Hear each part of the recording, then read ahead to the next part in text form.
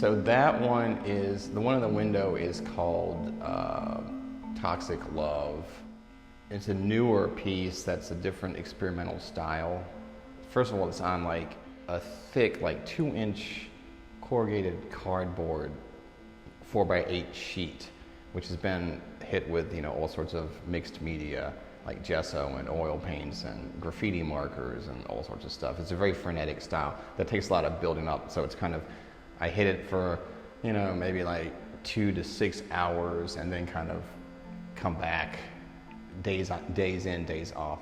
And these paintings have started a lot with just abstract scribbles and things just kind of pop out.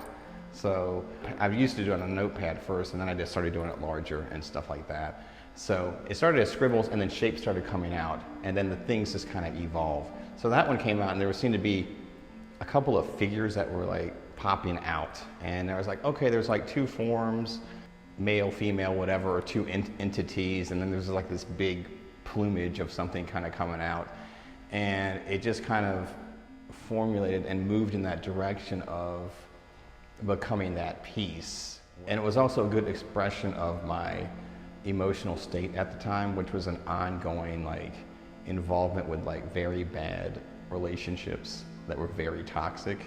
It was an expression of that, so it was a lot of energy and effort put into like all that frenetic activity, so that all the bodies have like little things inside. But it's basically an expression of like, here's what's kind of going on inside, maybe emotionally or mentally, when you're in this type of thing. And it's just a lot of frenetic, crazy chaos. You have these 2 personalities together that don't really work that well.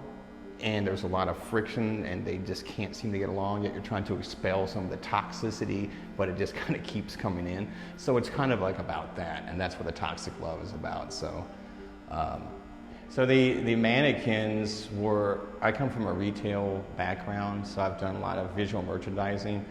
We did a lot of experimentation with what would work, what would catch people's eyes, because a lot of times they go past the window and then like, you know, do a double take or something. That's part of my training now and how I work visually.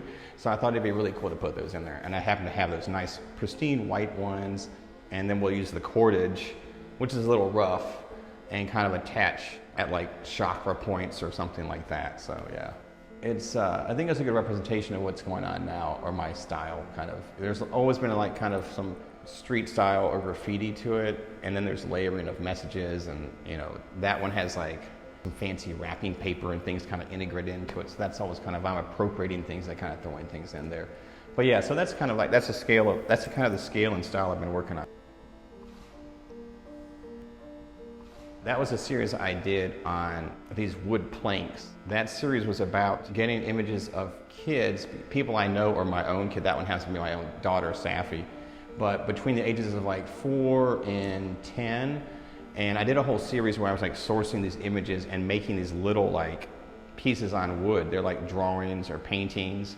To kind of capture that, I'd contrast them out really high and then paint them on to the piece of wood. And then I'd kind of surround it with whatever kind of textures, which largely was like a foil. This was gold leaf, so I had to do a lot of gold leaf.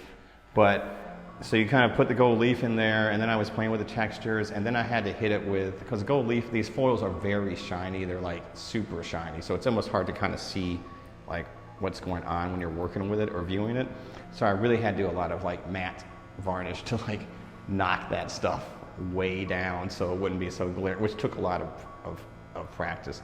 And then kind of just assembling again, like, you know, little words and things like that, but keeping those very minimal. Those are very minimal small pieces that kind of have that childhood nostalgia feel. This is kind of the style that I've been kind of bouncing in between, so they might merge together too, and you know, we'll have to see what happens. So.